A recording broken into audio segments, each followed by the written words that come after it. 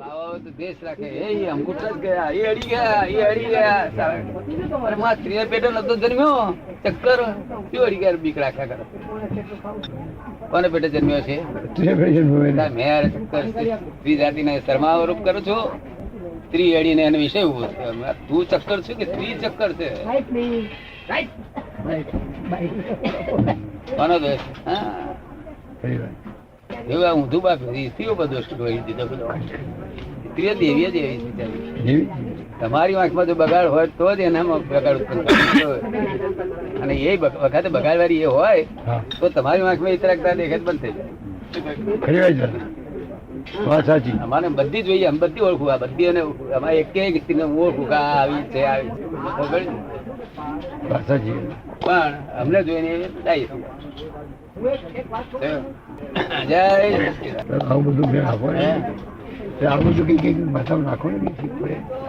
અક્રમ વિજ્ઞાન છે તો બહુ અજયબી વિજ્ઞાન છે. જગત જયારે જાણશે ત્યારે કુદાકુદ કરશે. તને વૈરાગ આવ્યો ને આવ્યો સ્ત્રી પર વૈરાગ આવ્યો કેટલી વાર તારા 5 કલાકમાં જ્ઞાની અંત આવ્યું હતું કેવા વૈરાગ પ્યારો ભરીએ 4 પાર આવે પ્યારો ભરીએ તો આમ પ્યારો ભરતા પેલી બસ કહી જાય શું કહ્યું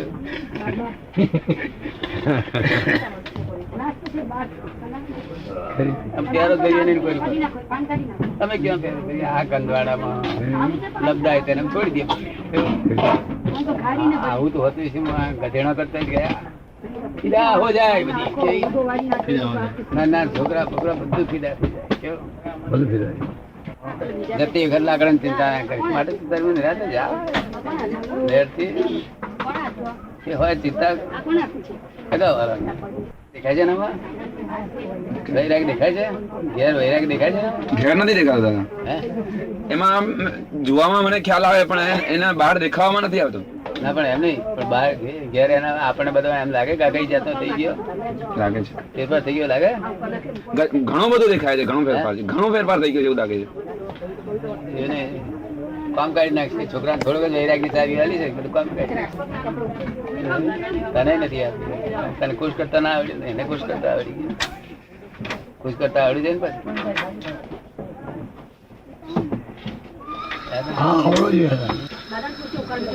તને બહુ વૈરાગ વર્તે છે જો ને હજુ પહેણ્યો ને શાદી પણ એને પ્રતિક્રમણ કેવું હતું જાણો છો હાલોત ના બધું જે બન્યું એ બધું લખી નાખેલું પછી મેં તને કાગળ પાછો આવેલો હતો ને હારો અમારી પાસે રિઝલ્ટ કોઈ વાંચી જાય શું થાય રિઝલ્ટ કોઈ વાંચી જાય શું થાય જે બન્યું એ બધું લખી નાખ્યું જે બન્યું હતા સુધી બધું ચોખ્ખો થઈ જાય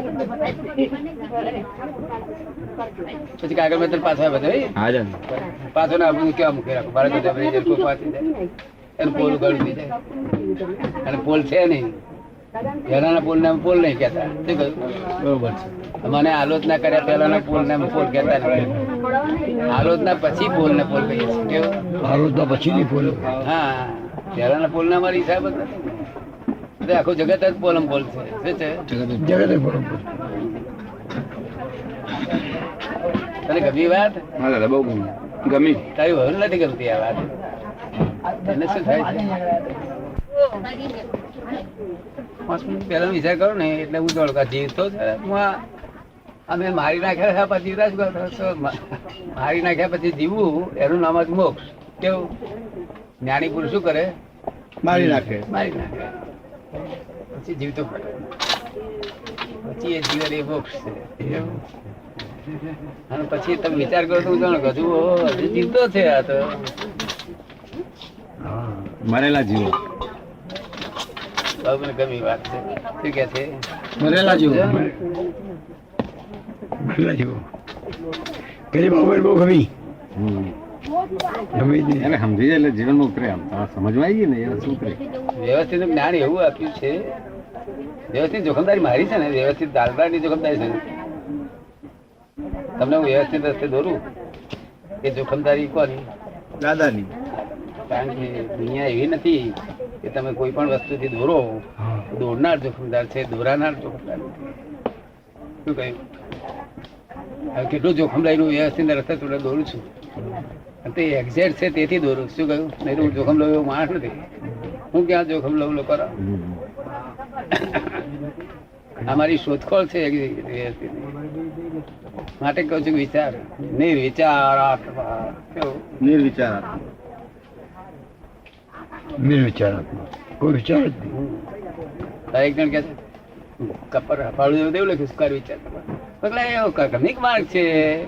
એ પૂતગલ છે. વિચાર કરવો એ શું છે? એ આત્માને ખોળે છે. તું તો આત્મા થઈને પાછો પૂતગલ થયો છો.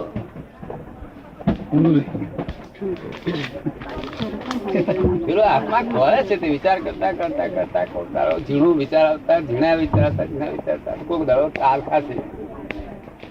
પણ તું તો થઈ ગયો આત્મા પાછું આમાં શું આપે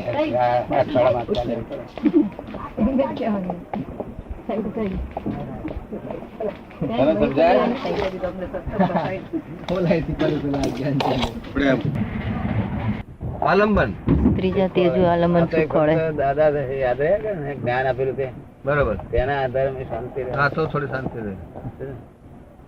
મેં કહ્યું તે છોકરો સમજે છે ને આવું જો સમજે તો તમે હા તો આલંબન શું ખોળે છે? બરોબર.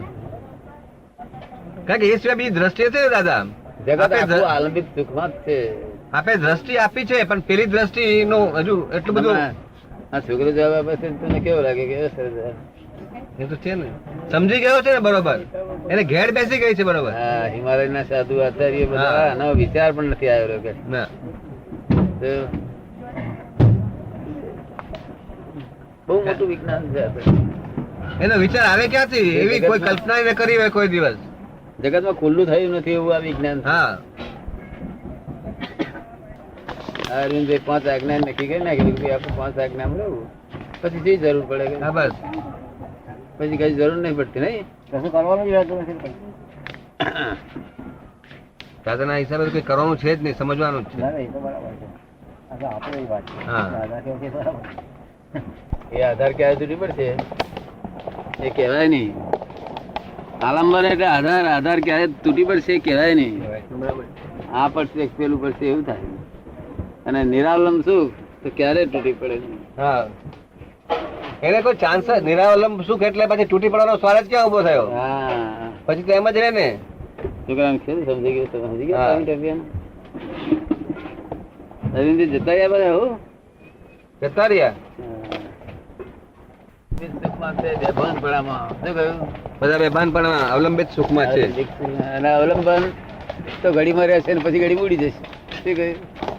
હા અવલંબન રહે અને પાછું ઉડી જાય. અવલંબન ઉડી જાય કે ના ઉડી જાય? અવલંબન લાગે કરે સુખ લાગે કે પછી ઉડી જાય. પંખા કોને બંધ કર્યા? એટલે શેમાં સુખ છે? નિરાલંબ સુખમાં. નિરાલંબ.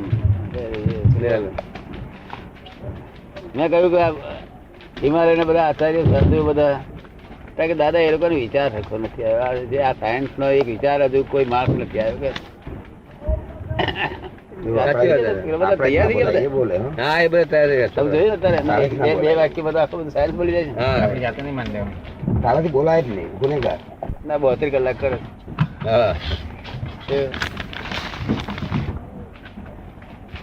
મોટી ઉંમર ના 24 કલાક ના દિવસ 12 કલાક.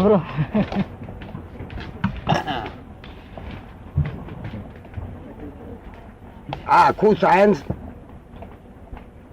પૂતગલ ને શુદ્ધ કરવાનું છે ને. આ તમારા જે 5 વાક્યો કે બધું વિજ્ઞાન પૂતગલ ને શુદ્ધ કરવા માટે જ છે ને. આત્માને કઈ લેવા દેવા નથી. પૂતગલ ને શુદ્ધ કરવાનો આપણે કઈ જરૂર નથી. પૂતગલ તો એની મેરે આપણે જો આપણી શુદ્ધિ ને આપણી જે શુદ્ધ દશા છે એમાં અશુદ્ધિ મનાય નહીં તો પૂતગલ તો શુદ્ધ થવાનું જ છે. પણ મોડું અશુદ્ધિ તો પૂતગલ ની જ છે ને. ફરી જગત કોઈ તાર પૂતગલ ની અશુદ્ધિ માનતું નથી. જગત આખું આત્માની જ અશુદ્ધિ. આત્મા જ બરોબર પાપી છે કે જગત ની જવા દો. પૂતગલ ના અશુદ્ધિ ક્યાં તમે સમજ્યા?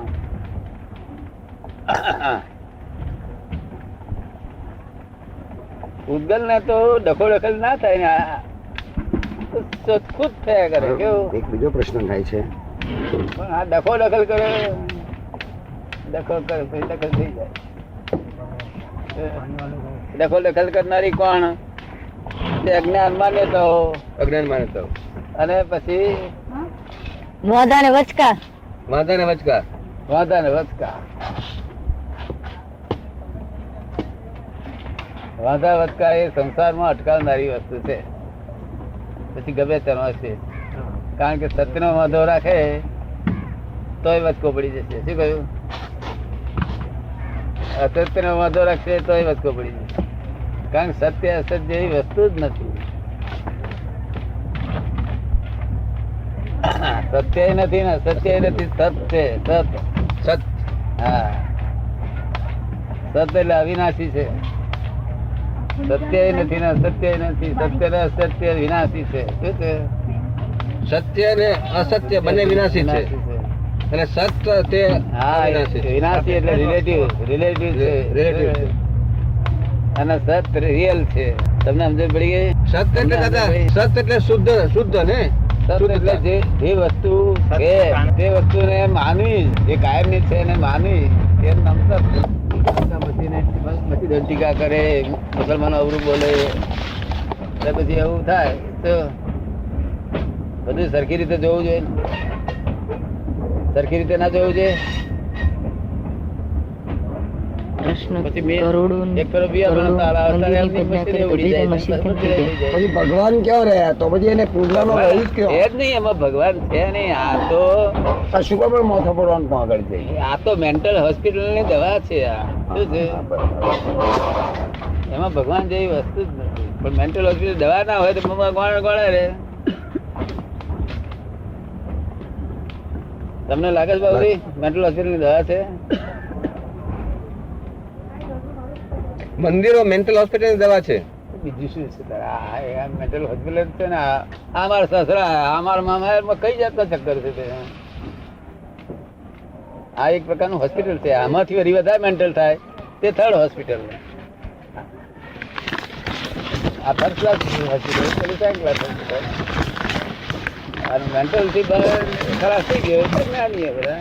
એનો અર્થ માથા ફોડવાનો, દાડો પૂજા કરવાનો. માને તેનો એ દેવ છે, ના માને તેનો પથરો છે. શું છે?